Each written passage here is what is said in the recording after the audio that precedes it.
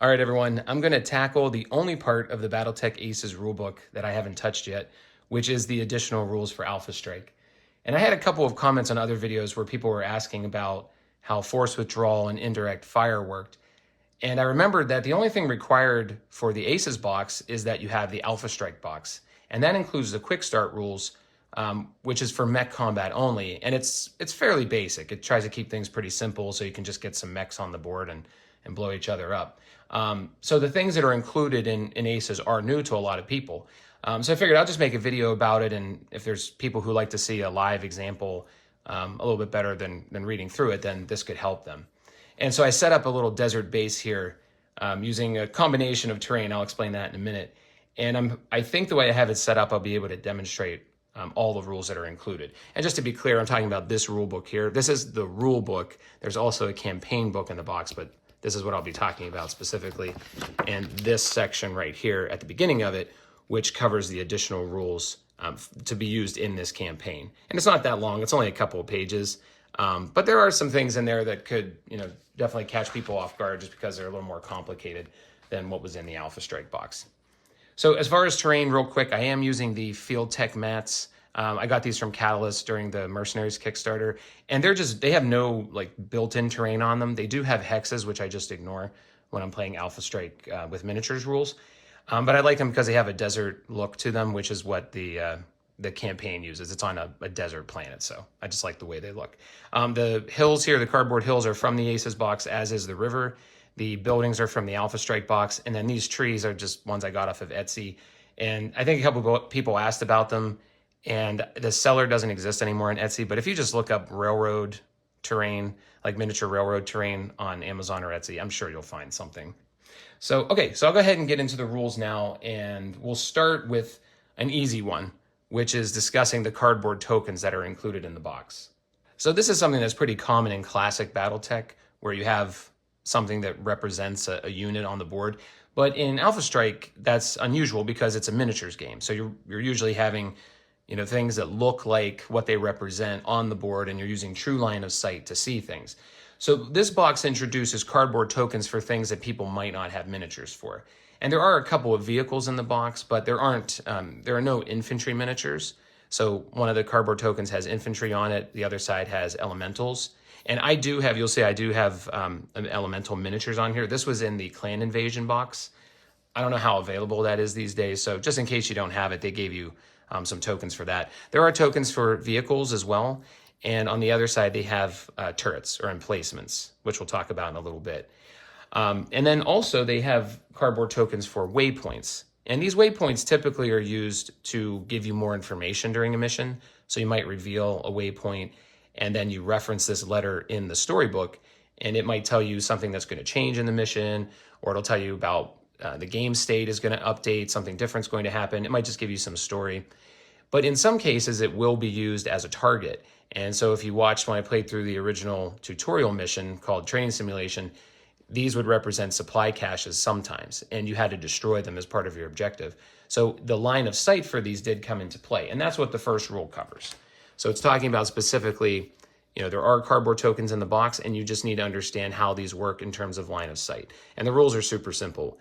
You just treat them like they're a miniature on the board, just like anything else.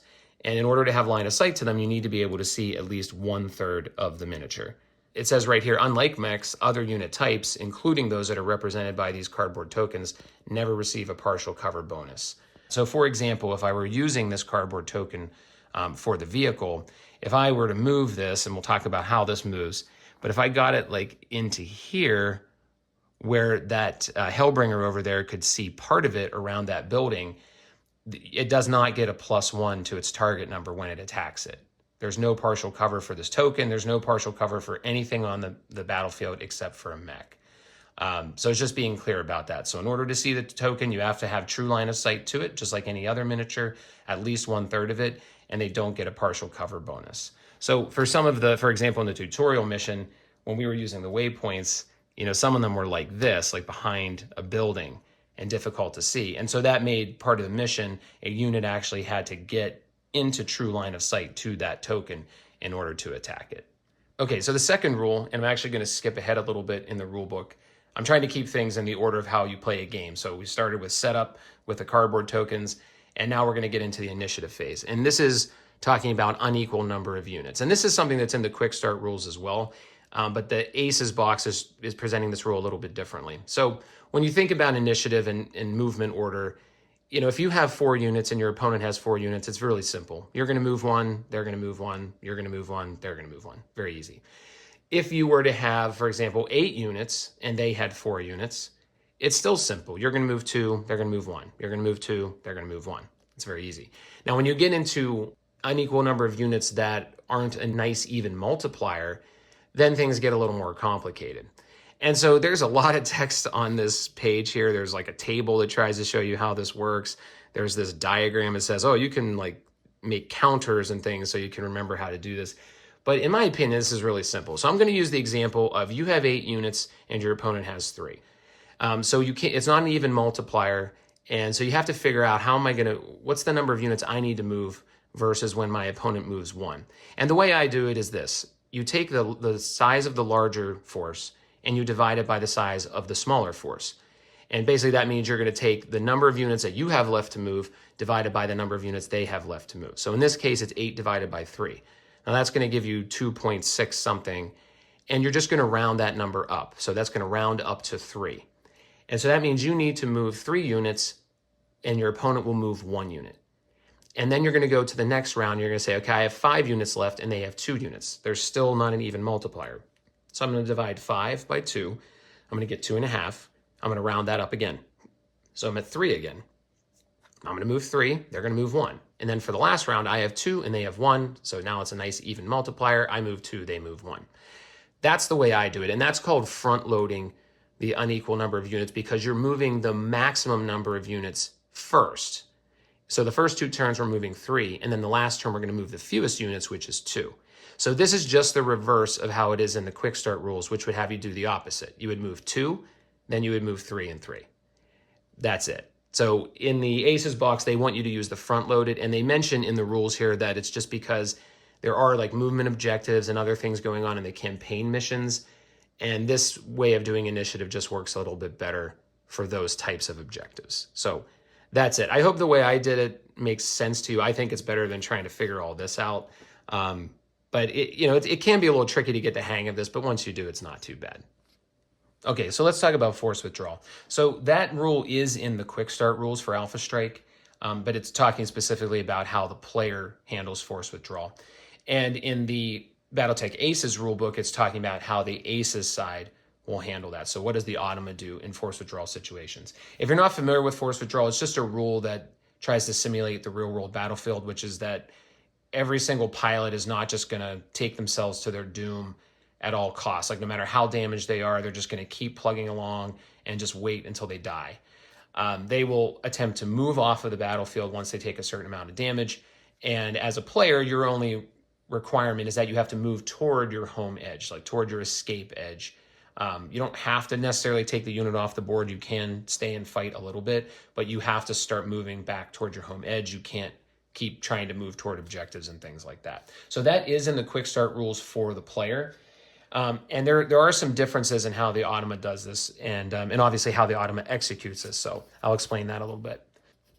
So this card will come into play, and it's called it's like a special command. And so there's 2 ways that this would come about. One is if a specific unit is in force withdrawal, then you would follow this card if that's the case. And you'll see that their initiative number will get a -500. So this is going to try to prioritize this unit to move first, because obviously it's not going to have as much impact on the battle anymore. So it's better to move this one ahead of the units that are a little more impactful.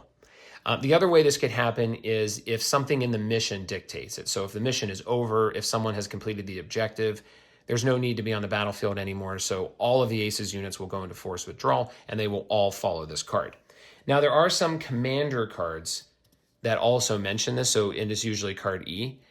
So it'll say for the rest of the sortie, all units are in force withdrawal. You'll usually be instructed to do this at some point, but you'll also see on the back, and it wouldn't be for this one, but sometimes in the strategy decisions, like this one just says maintain. So once they go into force withdrawal, that's it. But some of the other cards will say, if this force's objective is complete, then pull card E and they go into force withdrawal. So That makes sense because they don't have anything left to do. And some of them will actually override some of the instructions on this other card that I'm showing you, and I'll explain that in a minute. So on the left side here, it discusses what does crippled mean, and what would put an automa unit into force withdrawal. And they're mostly the same as what it would do for the player, but there are some minor differences. So the first one is that the unit has no armor remaining, and it's reduced to half of its starting structure. So I'm going to show you 2 examples. One is this Hellbringer.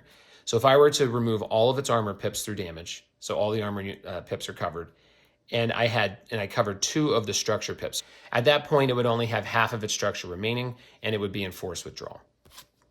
If I pull up the Jägermech, which has an odd number of structure points, so again, all the armor would be gone, and if I removed 2 pips of structure, it would have half of its structure remaining rounded up, which is what the card says. It says rounded up. So, obviously 5 divided by 2 is 2.5, and if you round up, that's 3. So when it has 3 of its pips remaining, it would be in force withdrawal. The second one is its damage, how much damage the unit can do. And if its damage has breached 0 for both medium and long range, it will be in force withdrawal. So if I bring up the same card, it starts with a medium of 3 and a long range of 2. So if both of these are reduced to 0, so obviously 2 weapon hits from critical damage would reduce long range to 2, but medium would still be at 1. If it took a third weapon hit, the medium would also be at 0, and then the unit would be in force withdrawal. And the third reason that it would be in force withdrawal is from movement. So if it's been reduced to less than half of its starting MV value through critical hit effects only, so this doesn't apply to heat.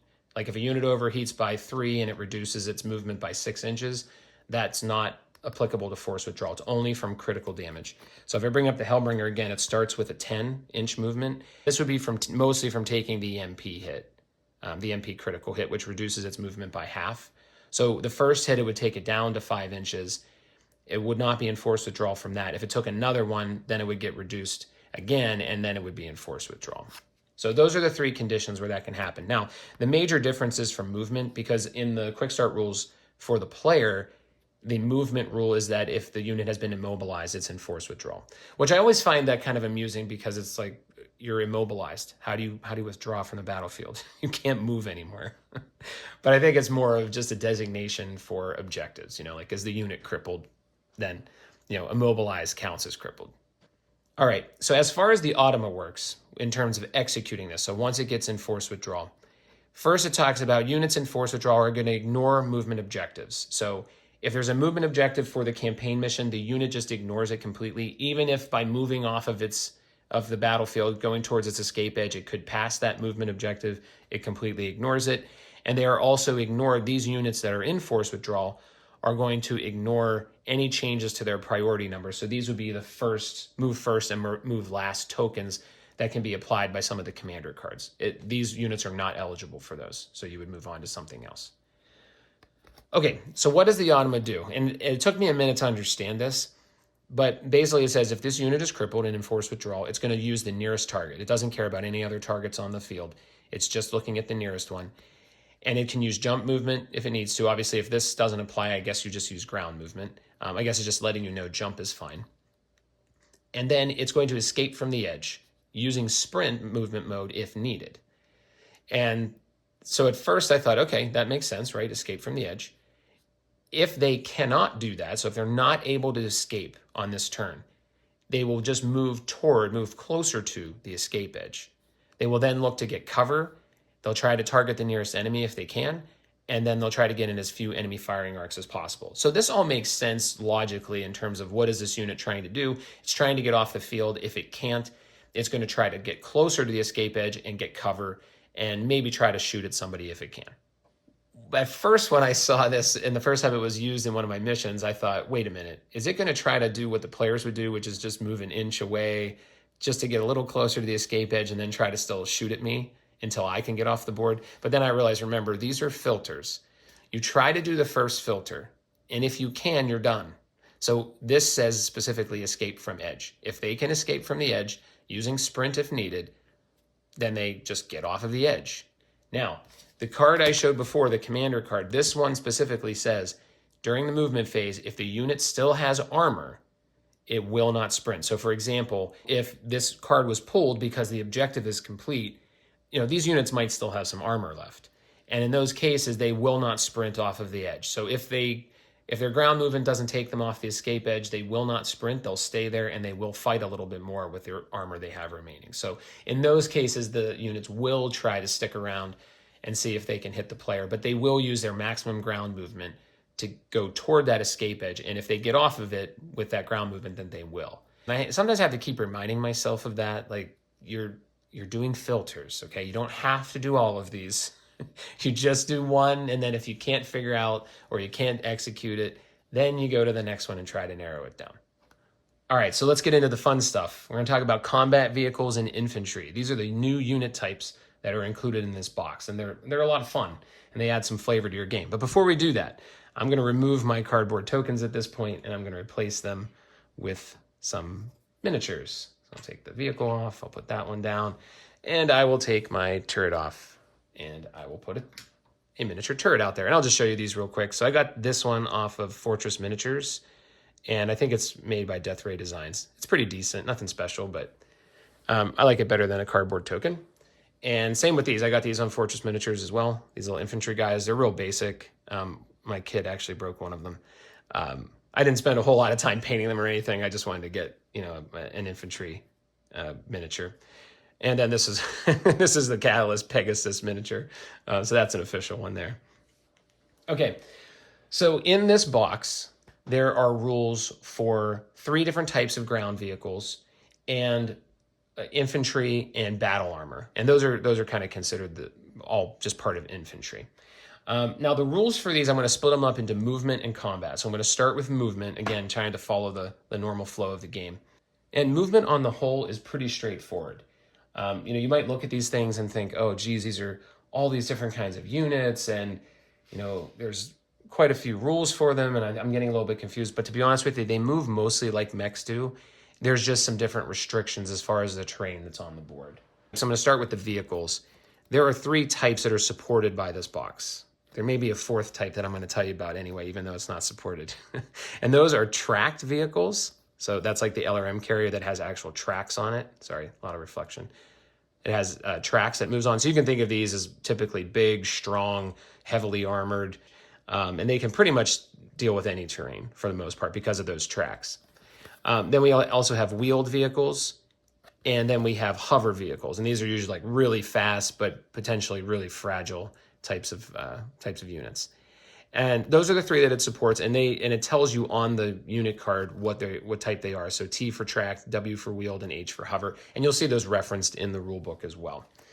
And in the rules, it's going to give you a table here that tells you about their changes in movement. So how are they different, potentially different from mechs in terms of how they move? I'm not going to spend a lot of time on this. You can definitely check it out yourself. But usually there's going to be one of 2 things that happens. Either the unit is prohibited from entering a certain type of terrain. For example, wheeled units and hover units cannot go into woods. Or there's going to be a penalty for that unit to enter the terrain.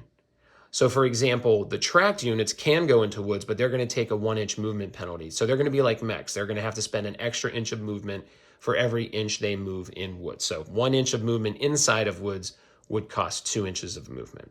So that's what's typical. Now, the one I will point out is the level change, which is significantly different from mechs. So ground vehicles can only change 1 inch of elevation at a time. So I'm just going to use my table here as an example. So we have the Skulker wheeled unit here. On its turn, if it's moving an inch, or I guess maybe even 2 inches, we'll just call it an inch, it can only go up in elevation on a hill by 1 inch. Okay, so this is a legal move. This here, with this LRM carrier, this is not, because this is a level 2 hill, I think, or maybe even level 3.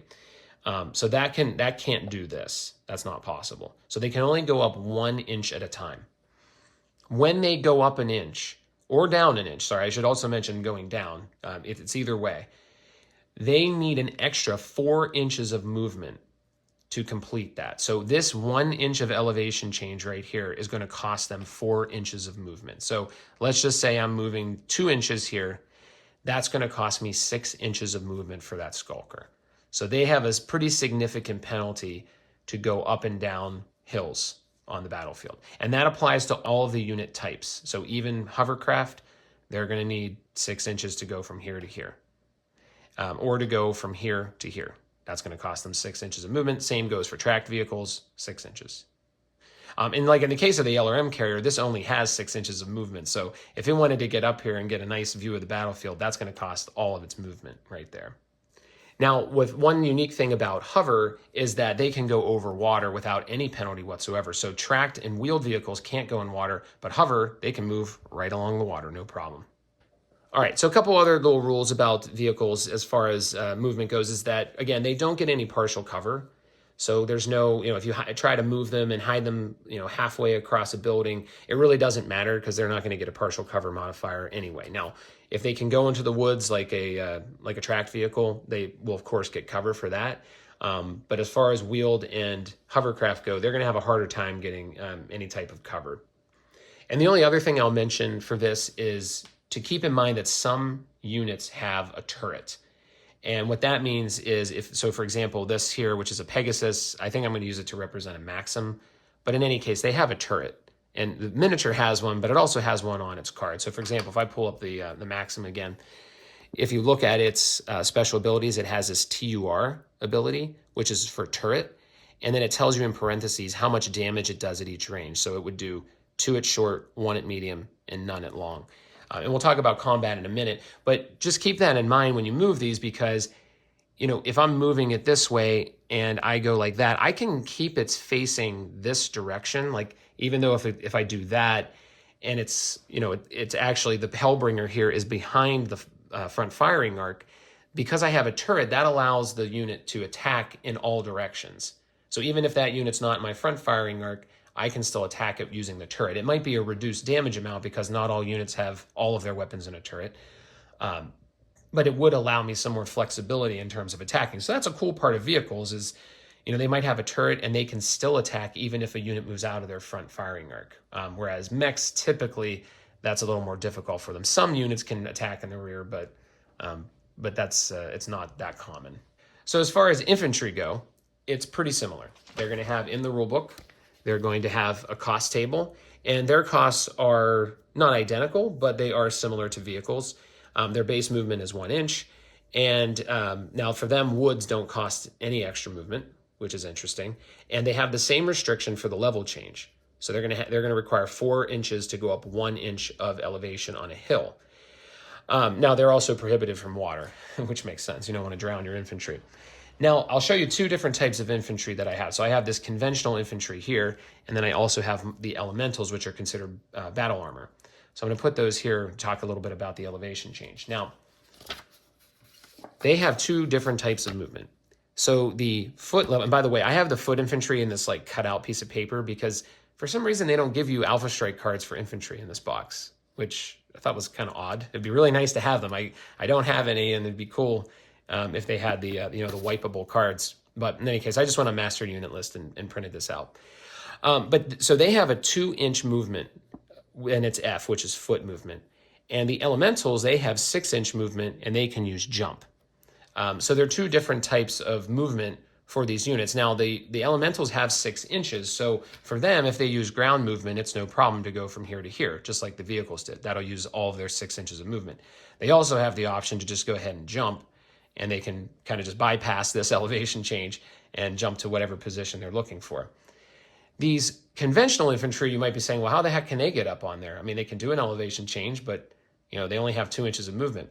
And there's this important rule in the quick start rules that's called minimum movement. And basically that says that as long as the unit is mobile, it can move a minimum of 2 inches, regardless of any terrain penalties. So in this case, this unit, if it was only moving 2 inches, it could move up on that hill, given the minimum movement rules. And of course, the other part that applies is that doesn't mean I can now move onto water because I'm using minimum movement. No, if it's prohibited terrain, they can't move there.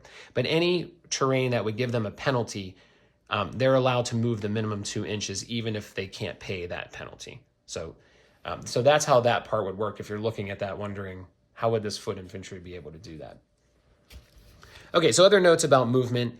Infantry have no facing. There's no front or rear of them, so you don't have to worry about that when you're positioning them. They have a 360-degree firing arc, and you can put them anywhere. There's no extra damage they're going to take if someone gets into their rear, so you don't have to worry about that part.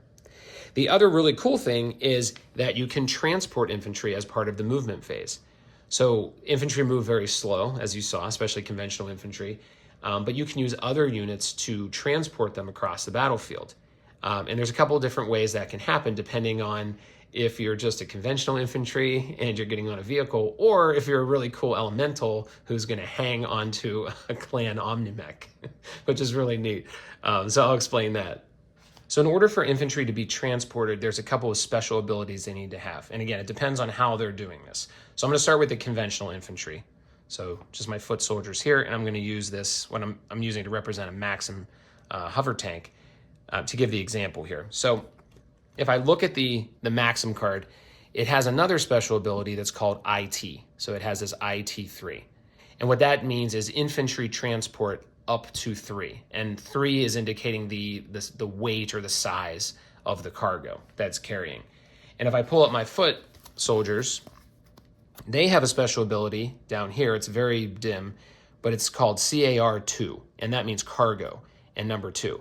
So as long as this number is less than or equal to the IT number on the transport, this unit can be transported by this one.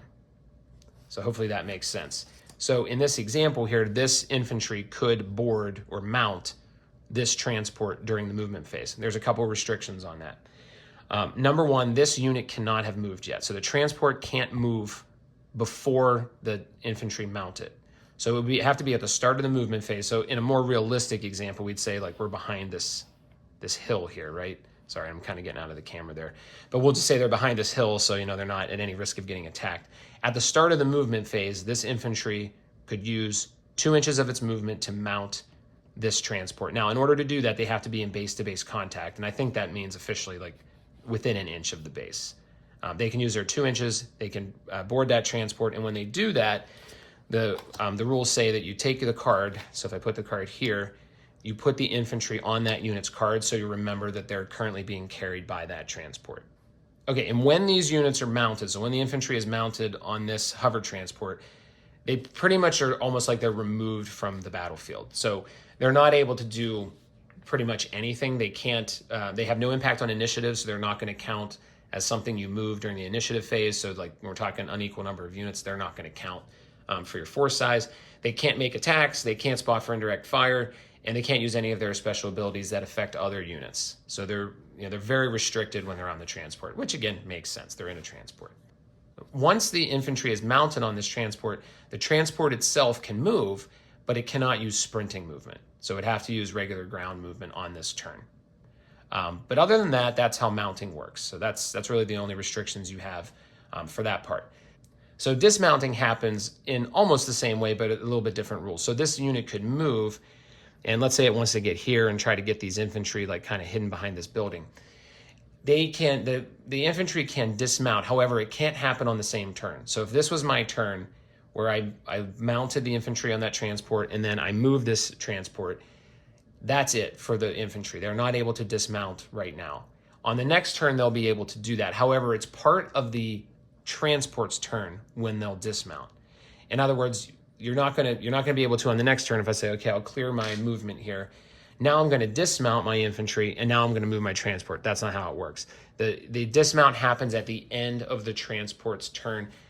And again, there's the same restriction. That transport cannot sprint during its turn in order to dismount the infantry. And when the infantry dismount, you're going to place them in base-to-base contact somewhere around the transport, and that's going to start the infantry's move. And from there, they can use half of their movement to continue moving. So in the case of this foot platoon, they would come out of the transport within base-to-base contact, and then they would have 1 inch of movement left to continue moving. And that's it. So again, just to reiterate, when we're talking about mounting, the infantry have to mount the transport before the transport moves. The transport can then move but cannot use sprinting movement, and the infantry can't dismount on the same turn that they mounted. When the infantry dismounts, it's at the end of the transport unit's turn. So the transport has to move first, and then at the end of its turn, it will dismount the infantry if you want to. That initiates the infantry's turn, and they can use half of their movement after that to continue moving. Those are the rules for that. Okay, similarly, for elementals, and specifically it calls out in the rules that a unit has to have the MEC special ability to qualify for this. Now, in the case of when we're talking about the clans, elementals are mechanized infantry, they're battle armor, and they are able to mount an Omnimech. So the unit that they want to mount, in other words, the unit's going to carry them, they need to have the Omni special ability, which the Hellbringer has. It is an Omnimech. So they can mount in the same way. So they're just going to use their ground movement. So it uses 2 inches of their ground movement. So in other words, the elementals could be like 4 inches away, and then they can mount with the last 2 inches, and they mount the Hellbringer. So again, I'd bring the Hellbringer card out, and I would put the elementals on top of that, just to remember that they are currently mounted on the Hellbringer. The Hellbringer then can do its movement. It would have to have not moved when the elementals mount, and then it can do its movement, and then it can do its movement in the next turn, and the elementals can dismount. Now, when they dismount, the elementals can use jumping movement for the dismount. So they could actually like jump off and like jump up here if they wanted to during their dismount. Okay, and the same restrictions apply as far as, you know, mounting to the Omni. I already said the unit, you know, the Hellbringer can't have moved before the elementals mount. It also can't sprint during its turn. So once they mount, this unit can't sprint, and it can't sprint in the turn that it wants to dismount the elementals. So those restrictions still apply. Also, I don't think I mentioned, but the infantry itself, when it's dismounting, it's not allowed to use a standstill or sprinting movement on that move turn. All right, so I think that covers everything. It sounds complicated, but I think it's actually pretty simple. The last part of it is in terms of what happens to these units when they're in the transport. So let me move this out of the way, and let's talk about, okay, these guys are mounted here and these guys are mounted here. What happens exactly?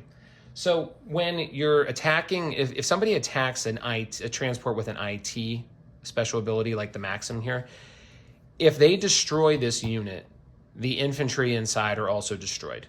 So the unit that this transport is carrying are also going to be destroyed. That's pretty simple. And it makes sense, right? I mean, these infantry are going to die if the transport gets destroyed. When it comes to elementals, it's more complicated. So the elementals thematically are riding on this Hellbringer, right?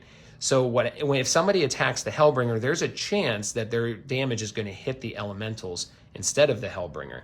And so the way that you do that, and I'll talk a little bit more about it in combat, but you basically are going to roll your attacks, and if any of them hit, you're going to do a separate roll to see if they hit the Hellbringer or if they hit the elementals. So they can take damage while they're mounted to the Omnimech. So just keep that in mind. Now, if the Omnimech is destroyed while they're mounted and the elementals are still okay, they're not destroyed. So it doesn't work like the conventional transports. Instead, you're just going to place them in base-to-base contact, and then you'll take that unit off the board. Now, if these elementals are mounted and this unit and somebody attacks the Hellbringer with an area of effect attack, like an artillery strike or something, both of the units are going to take damage. There's no escaping it. So they're both going to take the full damage from that strike, whatever is being applied to their positioning. Okay, so that's it for the movement that's included in this box, but I'm going to give you a little bit extra. All right, so let's talk about VTOLs. So VTOLs are not in the box. There are no rules for them in this box. But I think they're cool, and they are a combat vehicle. So if I pull this card up and I compare it with like the Maxim, if you look at the type, they're combat vehicles, CV. So they apply, most of the same rules apply to them. They're a little bit different, obviously. I mean, they fly, so they're slightly different, but they're not that different. So I was kind of surprised that even though I know they don't include, VTOL miniatures or VTOL tokens in the box, but I was still a little bit surprised they didn't just bring them up here. In any case, I'll just tell you the rules. They're real simple. I'm not going to get into like crazy detail. If you're interested, go to the Commander's Edition. You can read all the rules about them, but there really aren't that many. So I'll just discuss them real quick here, and then we'll move on to combat. Okay, so one of the obvious differences here for the VTOLs is they fly, so you do have to keep track of their level. So as part of their movement, they can move in a vertical fashion, right? So they can increase their elevation or decrease their elevation using their own movement value. And it's very simple conversion. It costs them 2 inches of movement to move up 1 inch. That's it. Or down. Up or down 1 inch. It costs them 2 inches of movement. So you need to figure out, what's the level of the terrain. So if I say these trees are about 2 inches, then I would need my VTOL to get 3 inches off the battlefield so that it's flying above them. I think that's the way it works. I don't know. Maybe they can get by at 2 inches. I'm not sure if it's like at the level of the terrain, but let's just say they have to get to 3 inches to fly over these woods. So I could, if it started on the ground, I could spend 6 inches of movement to raise my VTOL 3 inches off the ground, and then that would be, and then I would have to track that, and to do that I just use a dice. Maybe there's some other methods of tracking it, but I just use dice. And the reason for that is because I don't have you know, a million of these little plastic posts to deal with all the different heights. So you know, you're just using one, and then I'll typically just take a green dice and I'll mark it with the elevation. So let's say I spent 6 inches of movement, and I got my VTOL up to level 3. So at that point, once it rises up above off the ground, it can use normal movement now. It can, and it's called ground movement, even though it's in the air, but it would just use its normal ground movement, and it would have, according to the card here, it starts with 20 movements, so it'd have 14 left. And at this point, it can move anywhere it wants with no penalty. And that's the beauty of the VTOL. It doesn't have to worry about terrain once it's airborne. It can just move over everything, and it has no penalties. Now, it still has terrain restrictions. It cannot go into the woods, meaning it can't be at like level 1 inside the woods. It can't land on the water. You know, it can't go in the water. So it still has those restrictions, but as long as it's airborne and in working order, it has no penalties to its movement. It's going to be able to fly over everything, and that allows them to move very quickly across the battlefield and get in position to spot or to find a target to attack, or to claim an objective if that's something it can do. Or some VTOLs that will have the IT ability. This one does not. There's no IT special ability, but some of them have it, and they can transport infantry really quickly across the battlefield. So that's the basics for movement. Now, so we talk about prohibited terrain, and you might say, well, how would that come up? Well, we'll talk about it in combat, but if there were a way that this unit were immobilized and it happened to be flying over a woods, it would crash, and if it was in the woods, it would immediately be destroyed. Same goes if it was hovering over water. If it was immobilized, it would crash into the water and be immediately destroyed. Otherwise, if it's immobilized, just like here over a clear hex or a clear area of terrain, it would just crash, take 1 damage and a critical hit, and maybe survive. So VTOLs obviously are very fast. They have a really high TMM. This one has a 4 for its TMM.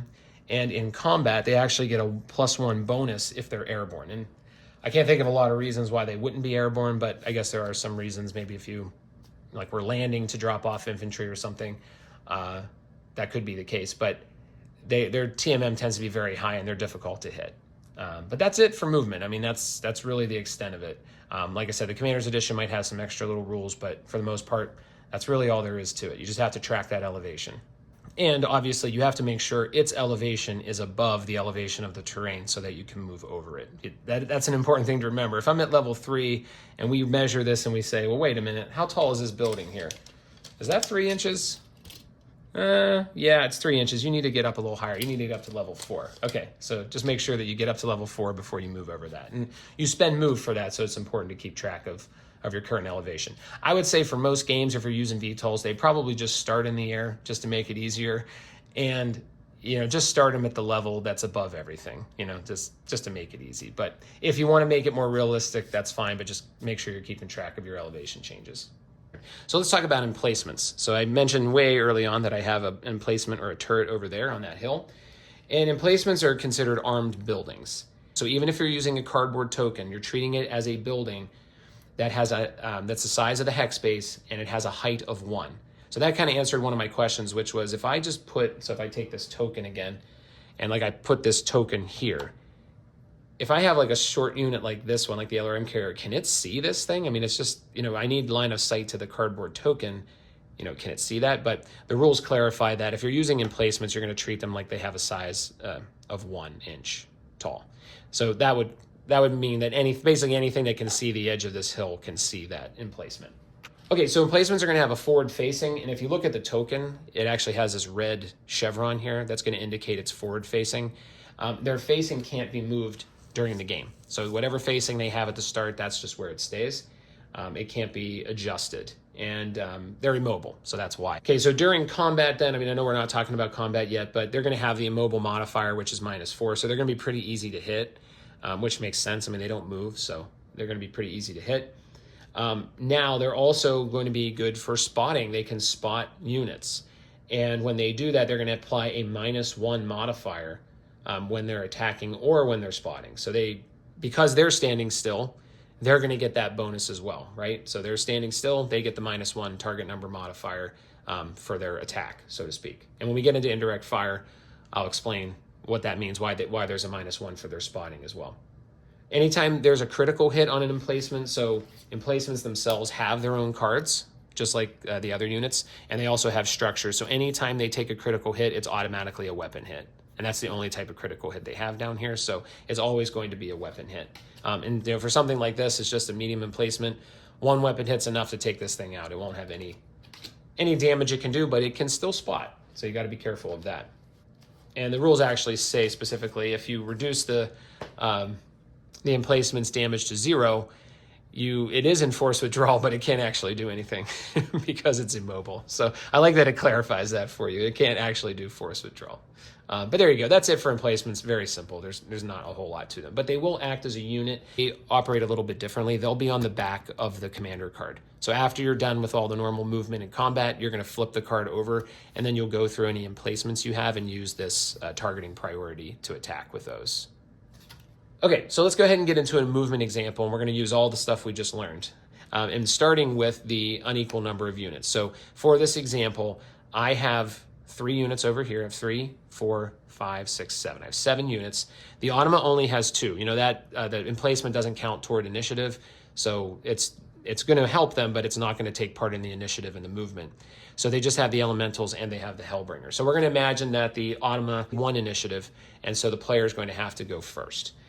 So I'm going to do a couple of different things here. So let's figure out the unequal number of units. So I have 7, they have 2. So if I divide 7 into 2, 3.5. So I'm going to round that up to 4. So I have to move 4 units before the Automa moves 1. So I'm going to go ahead and start with the VTOL. So the VTOL has 20 inches of movement, and it's on the ground, starting on the ground. So I'm going to go ahead and use 8 inches of that movement, and I'm going to get it up to a level 4. So I'm going to go ahead and place it on the peg, and I'm going to get that up to a level 4 now. So I'm using my dice to track it. It's at level 4. I know that that's taller than anything on this board, so now I can roam freely with the rest of my movement. I guess I'll measure, even though I know I can reach this. So I have 12 inches of movement left. That's about 10.5 inches to the top of that building. So I'm going to move my VTOL up there, mostly for aesthetic reasons. It looks cooler because it's up high, but also because it's just a good place to spot things. And that VTOL gets a TMM of 4. Now, like I mentioned, VTOLs, as part of combat, get an automatic +1 when they're airborne. So sometimes I will mark that TMM as a 5 because it's airborne. It automatically gets it, so it just kind of makes it easier to remember that. Sometimes I forget if I don't mark it, but that's completely up to you if you want to do that. But it will get that 4 plus an extra 1 because it is airborne. Okay, my next move is I'm going to take the infantry because they're in base to base with this transport, and I'm going to go ahead and mount them. And I'm going to, now this unit is a Pegasus, a Catalyst Pegasus miniature. I'm going to have it represent a Maxim. And the reason I'm doing that is because the Maxim has the infantry transport and the turret, so just so we can kind of follow both of those rules. So I'm going to place it on here for now. I'll just set it there as a reminder. So the infantry have boarded, so that's the infantry's move on this turn. And the LRM carrier is going to sit still. And this Jägermech is going to go ahead and move up. It has 8 inches of movement, but I only want to move it to about there. And get it into firing range of that Hellbringer. And I'm going to mark that with its TMM as well. Okay, so that's 4 movements. The VTOL, the infantry, the LRM carrier, and the Jägermech. So now it's up to the Automa to take their turn. So we're going to say that the elementals actually get to go first. So my plan didn't quite work out, and the elementals are going to take the first move. So they're actually going to jump now that they see this Jägermech getting nice and close.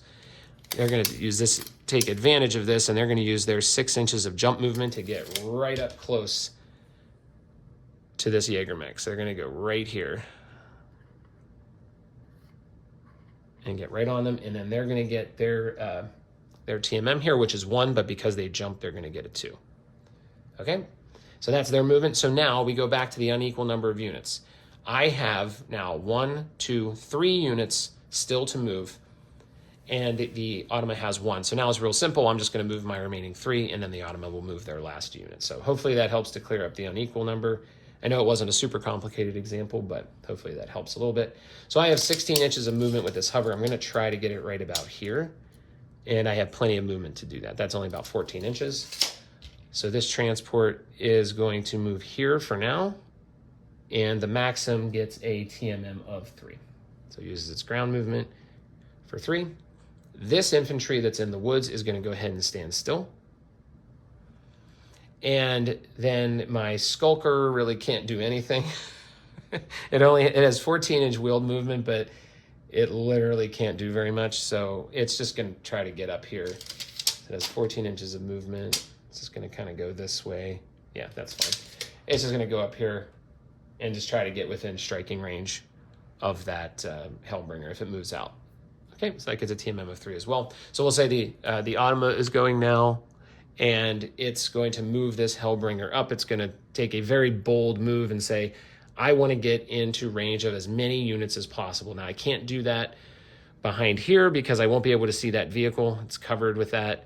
So I'm just going to go ahead and move right on out into the open here. And the Hellbringer gets a 2 TMM. It has 10-inch movement. And so it's just going to go there. And that might not be the wisest move, but that's what it's going to do for now. As the Skulker, as we were talking about, you know, I don't have much of an option but to move like right here. Now, I could just keep it hidden if I wanted to, but it can't get in here to get cover. This is a wheeled unit. It can't go into the woods, so it's kind of stuck with just basically going here or just staying behind one of the hills. This terrain is not good for a wheeled unit. The commander should have thought better of bringing that, but of course, it's just for demo purposes. All right, so let's talk a little bit about combat now. But before we get into actually going through the combat steps, I'm going to talk about indirect fire because it's part of combat and it usually has to happen really early on. So I think it's a good time to talk about it now. And I don't want to get into a really long, bogged down rules discussion. I mean, I normally do that, but I want to try to keep this one fairly basic. Indirect fire is what happens when, if I switch back to my LRM carrier, this is what you can use when a unit does not have line of sight to a target but still wants to attack it. And in order to do that, the unit, in this case the LRM carrier, exactly why I brought it, it needs to have this IF ability. Now this unit has an IF3. That means it can do 3 damage when it uses indirect fire. So this unit right now is behind a level 2 hill. It has no line of sight to anything on the battlefield. However, it wants to target the Hellbringer. So it can do that if it uses a spotter. And so a spotter can be a friendly unit that has line of sight to the target, that has the target within its own range, its maximum of 42 inches, and the unit cannot have sprinted this turn because when you sprint, you can't do anything else. So if the unit sprinted, for example, if this Skulker used sprinting movement, it would not be able to spot for me. And then in addition, that unit cannot have fired yet. It cannot have used a weapon attack at this point. And the reason for that is because there's a penalty on the spotter if they spot and do an attack in the same turn. So you have to decide on the spotter before the spotter makes their attack. So most of the time, it's best to figure this out at the beginning of the round. And for the Automa, it's going to do that. So there's a special card for indirect attacks, and it's going to have this 000 value on it. So it's going to go before any other units except ones that are in force withdrawal. It's going to go very early on in the initiative order for combat. Okay, so the LRM carrier wants to attack the Hellbringer, but it can't see it. So it can choose a spotter on the battlefield that can get the line of sight for it, and it can use that, and you can thematically think of it as the spotting unit is kind of relaying to it, okay, here's the positioning of it, here's where you should aim, okay, go ahead and attack. That's kind of what's happening behind the scenes. So when you do this, you're mostly just calculating a normal attack. You're going to use its skill, you're going to use its range to the target, and you're going to use its movement modifier, attacker movement modifier. So in this case, if we're starting off, this unit has a skill of 4. It stood still, so it has a -1, so we're at a 3, and it's in medium range to the Hellbringer, so that bumps it up to a 5. That's what it's using from the attacker. So from that standpoint, it's pretty normal. Now, in addition, it's going to add the spotter's attacker movement modifier. Now, most of the time, the unit is not going to have an attacker movement modifier unless it jumped. That's really the only way it would have that. So in this example, I've got a lot of good choices because these 3 use ground movement and this one stood still. So we're looking at low movement modifiers. Now, one important part of this that we haven't discussed yet is for infantry. Infantry do not have an attacker modifier, ever. Doesn't matter what they did. They don't have an attacker modifier at all. So no matter what they do, it's going to be a 0. So even though these infantry stood still in the woods here, which would normally give a unit a -1 for their attacker modifier, it's only a 0 because infantry don't have one at all. So that's a really important thing to keep in mind, because again, if I go to classic BattleTech, infantry tend to be the best spotters because they also don't have an attack or movement modifier. But in classic, there's no way to get a -1 to your attacker modifier. So that's why they're really great. But in Alpha Strike, a mech or a VTOL or some other unit could use standstill, and they would actually be a better option in some cases than the infantry. So just wanted to point that out there. So let's just say the infantry are going to be my spotter, but literally any of these units at the moment, since they haven't attacked yet, any of these units would only add a 0 for that attacker modifier. Now, I'm going to use the infantry because they can't attack. They only have short range attack, if I remember correctly, looking at their card. Yeah, they can only do short range within 6 inches, and they're not that close. So they can't attack anyway, so they're a good candidate for a spotter. Okay, sorry, that was a lot, but I just wanted to make sure I clear that up for the attacker modifier. Okay, from there, you're going to add the target's modifier for their movement. So that's going to be a 2. So now we're up to a 7. And then you're going to add terrain modifiers from the spotter's line of sight. So terrain modifiers are usually added from the attacking unit's line of sight. In this case, it's from the spotter. So if we go back to, okay, who am I going to use as a spotter? Well, the infantry are occupying the woods, and they don't have anything intervening to the Hellbringer, so there's no addition for terrain in this example. Now, if I chose the Jägermech is shooting through this woods template, so they would have to add a +1 for terrain, because from the Jägermech, there's intervening woods. And you could just think of that as, I'm trying to see the Hellbringer, I can't, I think you should shoot here. You know, they have a little bit more difficulty. Finally, there is just a flat +1 penalty to the attacking unit for using indirect fire. So this is just, it's a more difficult shot. It's going to have a +1 on its attack. There could potentially be an additional +1, and that's if the spotter also makes an attack this turn. Now, we're using the infantry, who are too far away to make an attack, so they won't be. So this is just going to be the +1 to the LRM carrier for this modifier. Now, if the spotter, so again, if I use the Jägermech, if this Jägermech makes an attack on this turn, it will also have a +1 to its attack. So the LRM carrier would get a +2, just the normal +1, and then an additional +1 because the spotter is attacking. And then the spotter for its attack would also get a +1 because it's spotting this turn. That's the basics of indirect fire.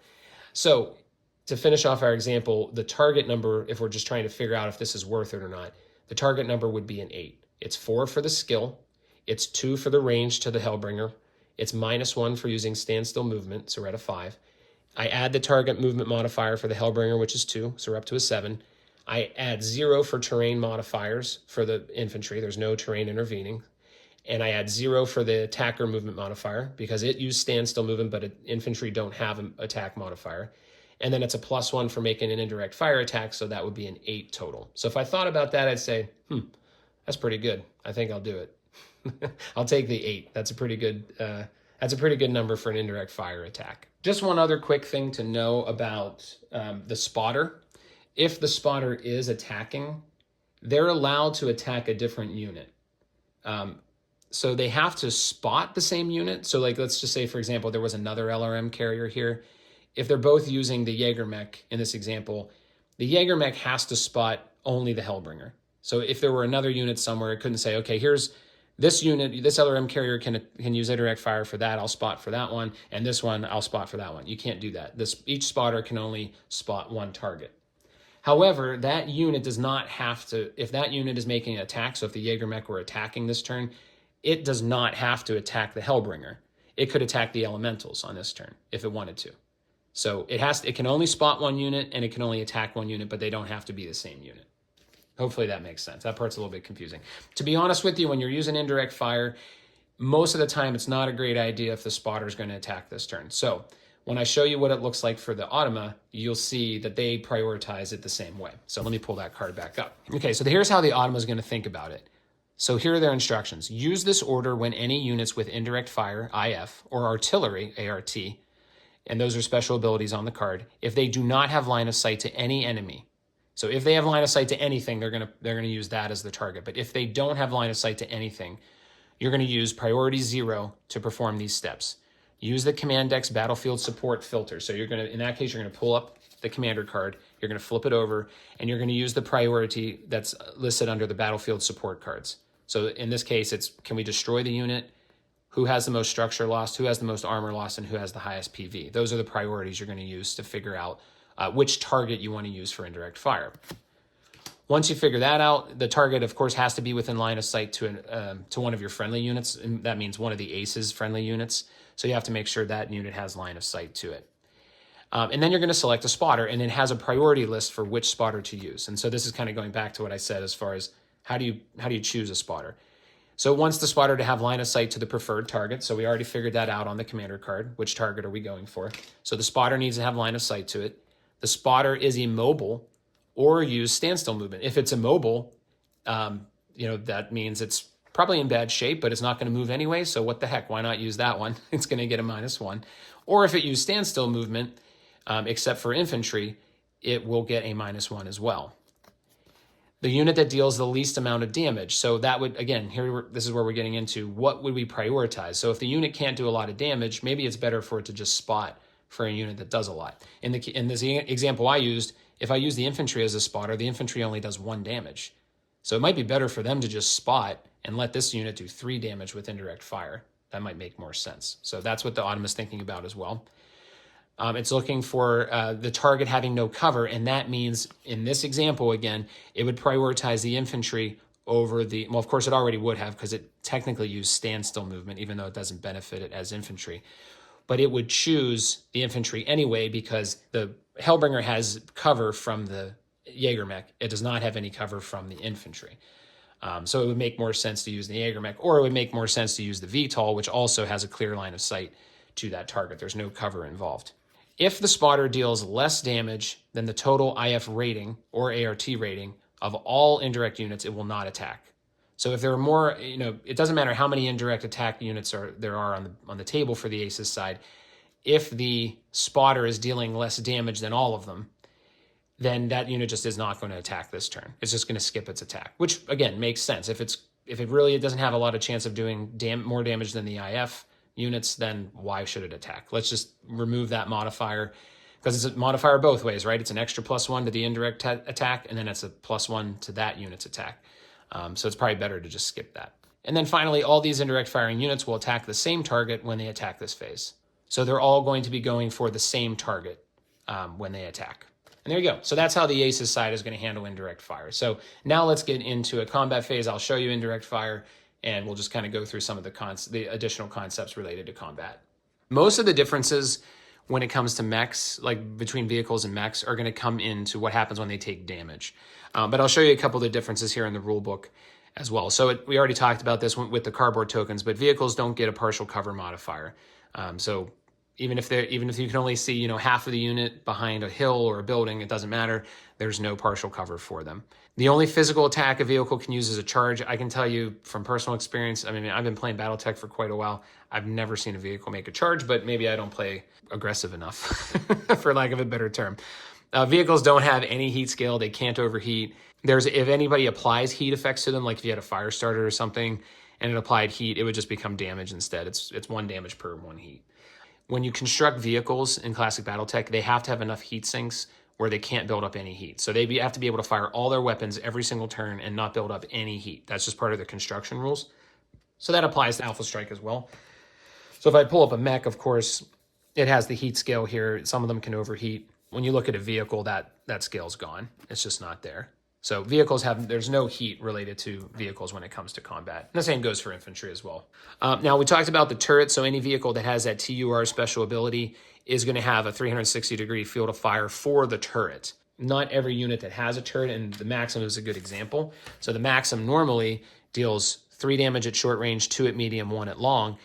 If it uses its turret ability, it can attack in a 360-degree arc, but it can only do 2 damage at short, 1 at medium, and it can't do any damage at long. But we already talked about this. For example, the Maxim here, represented by this unit, like it might not have the elementals in its front firing arc, but it can easily use its turret to attack them because the turret can fire in any direction. Okay, infantry work mostly the same way. So they also have a 360-degree firing arc. They don't have any front or rear facing. So yeah, anything that's within range of them in a 360-degree arc is a valid target for them. We already talked about that infantry don't have an attacker modifier, so you wouldn't add that to their attack. So that helps them as far as hitting, although they usually have a pretty short range. They also can't benefit from partial cover, And if it's battle armor, so like the elementals, for example, they get an automatic +1 target number for anything attacking them, just kind of representing how small they are, and they don't have many troopers, so they're kind of spread out. So there's a penalty if you try to attack them. Regular infantry don't get that, which is kind of interesting because in classic BattleTech, they're really hard to destroy. Like you're targeting like one individual trooper at a time because they're all spread out across the hex. So I was kind of surprised in Alpha Strike they don't really get any benefit for that. So they're not that hard to destroy in Alpha Strike. The infantry units can also make a physical attack called an Anti-Mech Attack. And even though it's called Anti-Mech, they can technically do it against any unit. It's even the VTOL, but the VTOL has to be on the ground. It can't be airborne at that time. If it makes a successful Anti-Mech attack, what will happen is, and you can just imagine this is like the people or the elementals are like climbing on top of the mech or kind of getting on its legs. They're kind of jabbing at things, ripping up wires, putting on like little hand charges on the joints and stuff like that. And so they're going to deal, if they are successful, they'll deal the unit short range damage. So for the foot infantry, that's 1. For the elemental, that's 2. If they have any heat damage, they'll also deliver that. And then the unit will take an automatic critical hit. So even if they have armor left, so for example, if these elementals attack the Jägermech and they were successful, they would deal their 2 damage, and then they would also inflict a critical hit, just like almost like you rolled a 12 on the attack dice. And then this is going to be in addition, to anything else that it gets. So if it does roll a 12, that's an additional critical hit, and if it gets into structure, that's an additional critical hit. So these are cumulative critical hits. All of these are using the standard physical attack calculation. So it's just like a regular physical attack for a mech. They're using the same calculation for that. For battle armor, it's a +1 to make this attack. For conventional infantry, like the foot platoon here, that would be a +3 because they're not quite as equipped for that. The elementals can jump, so it's much easier for them. The conventional infantry are not. So that'll be a +3 for them. If the elementals were attacking a Hellbringer, for example, that had elementals on it, that it was carrying and transporting, you would add a +3 to that attack. That would be a further +3. So it would be the +1 just for making this physical attack, but then it would be a +3 because it has elementals on it already who are going to help defend that Omnimech. Which I think that's pretty cool. Like just thinking about it, I don't know. I always think that imagery is pretty cool. But there you have it. So that's what the infantry can do in the combat.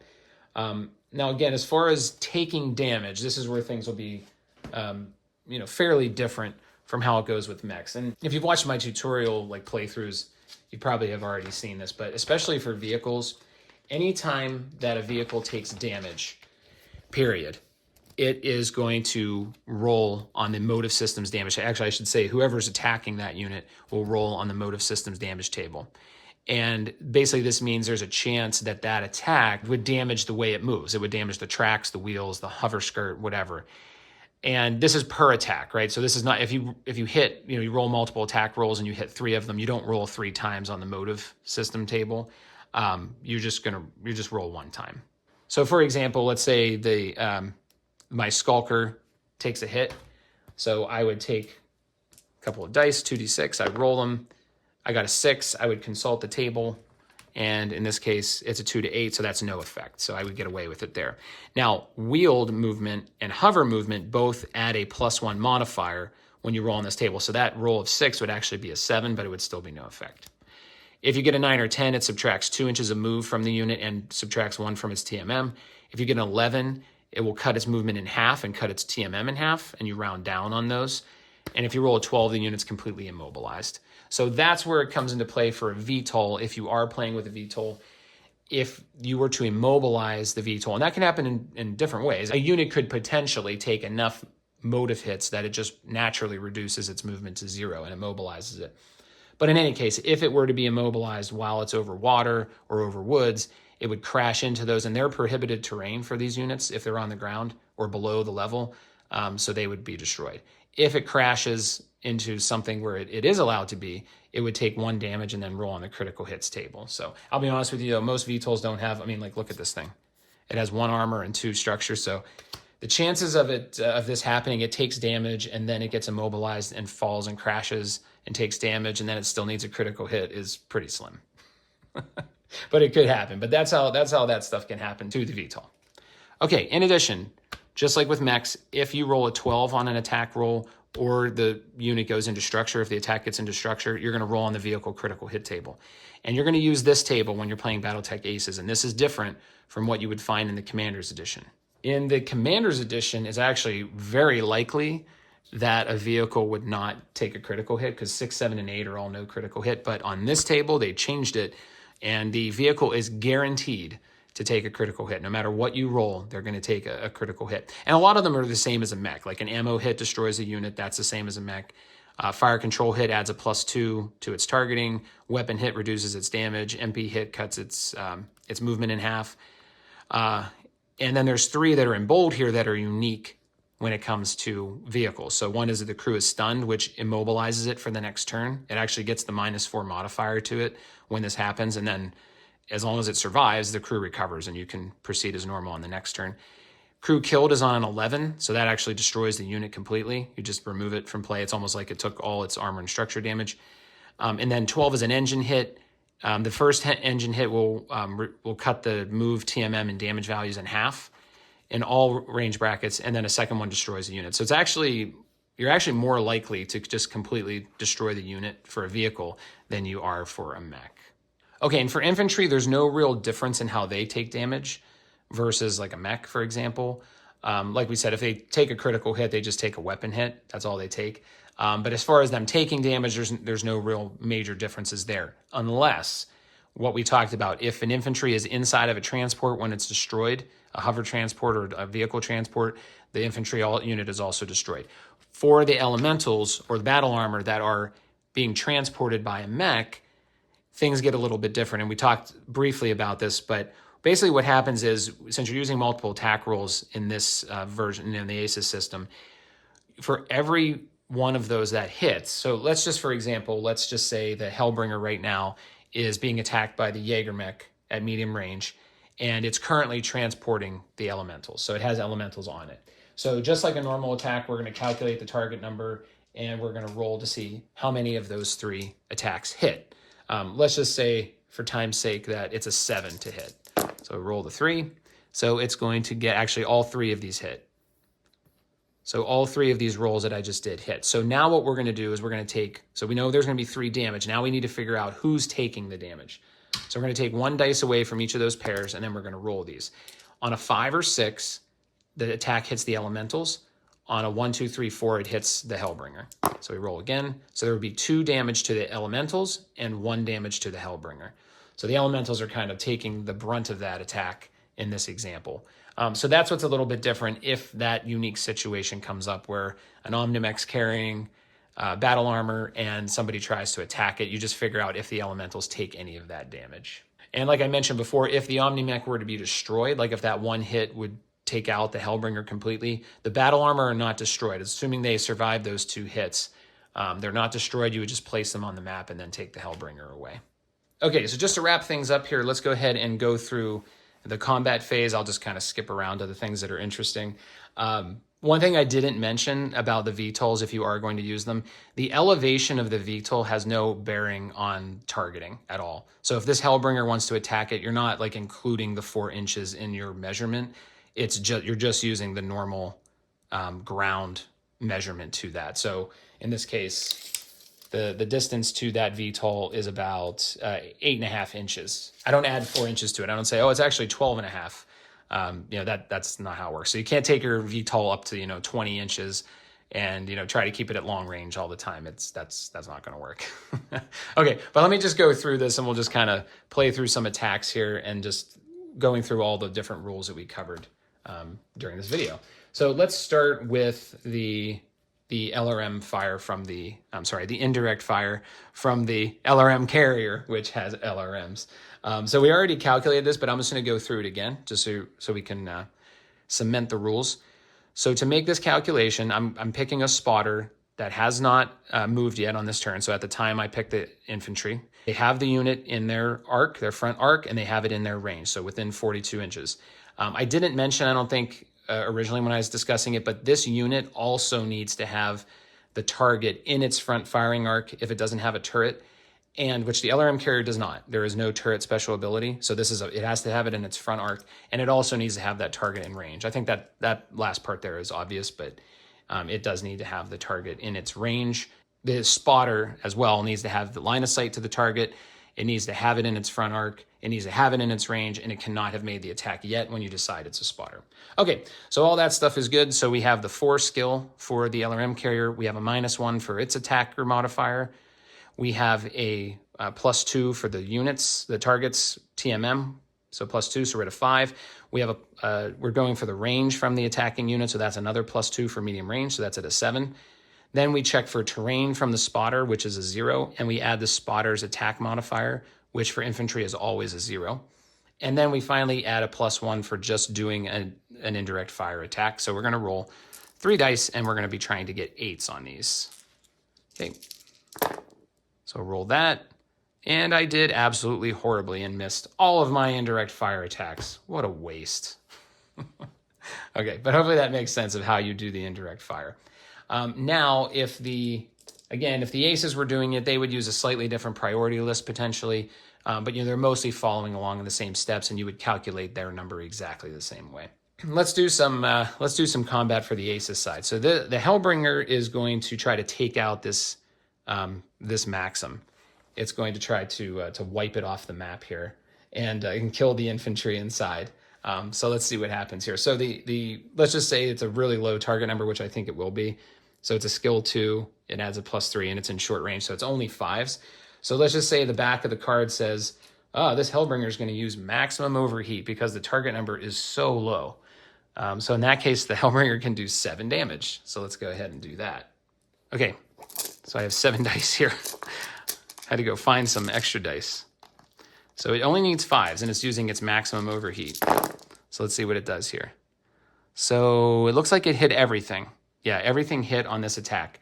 So this transport would be destroyed, and the infantry that I have still sitting on the card here, because it only has 3 armor and 3 structure, the infantry sitting on this card would be destroyed as well. So these would both be removed from the game at that time. I had it in perfect positioning, and I screwed it up. Okay, let's run through another example where the Hellbringer is going to try to hit this VTOL. Let's see what I can do here. So let's just say, now in this case, it's not going to be so high for its overheat. So let's just say it tells it can overheat by 1 because the target number is going to be a little higher. It would be a 2. So it'd be a 2 for the Hellbringer skill. It would be a 4 for the VTOL's TMM. So that's 6. It's medium range, so that's 8. And then the VTOL gets a +1 because it's airborne, so that's going to be a 9. So it's going to try, the instructions are to actually not use, let's just say it's not to use any overheat, so it's only going to make 4 attacks here, and it needs to get a 9. Okay, and I'm really hoping 2 of these hit, or this demonstration is going to be terrible. Okay, oh, hit a 12 actually. Okay, that's fine, we can work with this. So it gets 1 hit, and it's a 12, so it's actually going to do a critical hit as well. So first, we're gonna do one thing first. So I would take my warrior, and I'm gonna mark off its 1 armor pip here. So it only has 1 armor, so all of its armor is gone now. So I've marked that off. And then I'm gonna do 2 more things. So I'm gonna first roll on the motive hits table because it is a combat vehicle, so it rolls on the motive hits table. Okay, that's an 8. So this is gonna be interesting. So if I pull up the table here, on the motive system table, it says 2 through 8 is no effect. However, this is a VTOL. Now, Wield and Hover get a +1 on this table. VTOLs actually get a +2. You have to check the Commander's Edition for that one. But they get a +2, so that result's actually going to be a 10.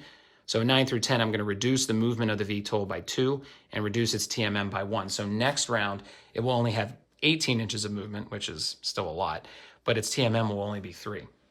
Now, because I rolled a 12, I'm also going to roll on the critical hits table. Okay, so I roll, I get a 7.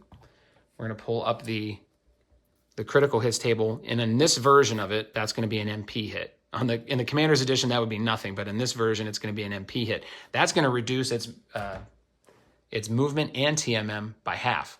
So now, and you're rounding down on those, so now its movement is going to be a 9, and it's only 9 inches, and its TMM, now it was a 3, now it's going to be, I guess, a 1. You're going to round down and or cut in half and then round down. So it might only be a 1 now. So wow. So you can see there that could be that could be a pretty serious event here. You know, just that one little bit of damage can seriously mess up a combat vehicle.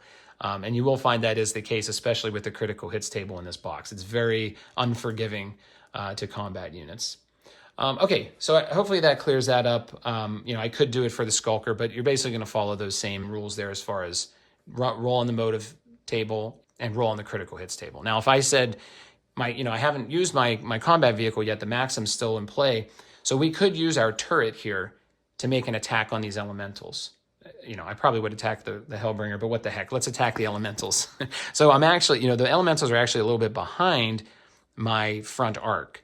But since I have a turret, I can aim in any direction. I have a 360-degree arc with that. But my turret only allows me to do 2 damage at short range and 1 damage at medium range. So in this example, I'm only going to be rolling 1 dice for my medium range attack. So if we just calculated it quickly, we would just say, okay, these guys have skill 4. That has a TMM of 2, so that's 6. It's medium range. So it's 8. And then battle armor get a +1 to a target number, so that's going to be a 9. So I'd roll my 1 damage for a 9. Oh my god, I rolled another 12. Okay. So man, I don't know, when I make these videos, I roll a lot of 12s. So I would do 1 pip of damage to the elemental, and then it would automatically take this critical hit for a weapon damage, and these would each get reduced by 1, so they would go down to a 1 each for the elemental. Wow, okay, I'm making these demo attacks exciting. Okay, so finally, we will do the elemental anti-mech attack. So again, this is just a basic physical attack, so there's really nothing too crazy that you have to calculate. For this attack, it's a basic physical attack, and so it's going to be, it's skill. So we're going to say the clan pilots have a 2 skill. It's going to get a +2 for jumping, so we're at a 4. It's a +1 for the Jägermechs TMM, so we're at a 5. And then this type of attack, the anti-mech attack, would get a +1, so we would be at a 6 for this. Now, if this were an Omnimech that was transporting elementals, I would add an additional +3, and it would be a 9 in that situation. But the Jägermech obviously has none, so this is just a single roll to attempt to get a 6. So I roll, I get the 6, I get a 9. Actually, I would have hit it either way. And so that's a successful anti-mech attack. So we would bring up the Jägermech card, and we would bring up the elemental card. The elementals do 2 damage at short range, so we would apply that. It would be we would take 2 pips of armor off the Jägermech, and then it's an automatic critical hit on the mech. So we would then roll, just like a through armor critical, we'd roll it, we get a 7. That would be a movement point hit for the Jägermech. And so that would be pretty devastating. You know, when it had no damage previously, but now all of a sudden its movement is cut in half. One thing I did forget was the emplacement. So if the round was all over, then the aces would flip this over and say, okay, emplacements are going to look for a target within 24 inches. It has a whole bunch of those. It's looking for the most armor lost. I think at this point, based on what I did, that would be the Jägermech, because it had just taken 2 armor damage and the VTOL only took 1. So it would target that, and it's just going to be like a regular attack. It does get the -1 because it's standing still. And it can only do 1 damage from medium range, so it's just going to make a single roll. It would be, so let's think about it. I guess the skill would be whatever. Yeah, I guess the skill would be whatever you set them to. But let's just say it's like a 4, because they're probably not the greatest targeters manning those things. So we'll just say it's a 4, and then the range is medium for +2. This is a +1 for the TMM. Its attacker modifier would be a -1 because it stood still. I guess because it's up high, it probably wouldn't give this partial cover. I don't know, whatever. Let's just say it did. But anyway, you'd roll about a 7 here for that emplacement to attack, but it would only be doing 1 damage with the one that I had. There's all kinds of emplacements in the box. There's heavy emplacements that do way more damage and have way more armor. So that's, you can customize these to your heart's content. They can be real easy to blow up, or they can be real tough to blow up. They can do very little damage, or they can do a lot of damage. And similarly, if we said, okay, this VTOL is going to attack the emplacement, the turret over there, it's actually, if you look at the warrior, look how little damage it does. It just does 0 asterisk, which means you roll to hit, and then you roll a 1d6 to see if it actually hits. But its number would be, if we said the skill was a 4, it's medium range, which is a 6, but then it would get an immobile modifier of -4. So it'd actually be a 2. It'd be an automatic hit, and then you just roll 1d6 to see if it does any damage or not. There's no terrain, obviously. It's above all the terrain, so it's a pretty clear shot there. So But yeah, the emplacements are going to get a -4 modifier. So they should be easy to attack and take out, but they could prove to be a distraction because you're going after them with the easy target numbers instead of the units that are actually important to the objective. So anyway, like I said, this went on a little longer than I wanted. I hope the demo was helpful just to walk through some of these rules. I'm sure I missed a little something here and there. I apologize. If some of the rules were confusing because I was adding a few things in from the Commander's Edition, I apologize. But hopefully overall it's helpful just to understand these rules a little better if you're coming straight from the Alpha Strike box.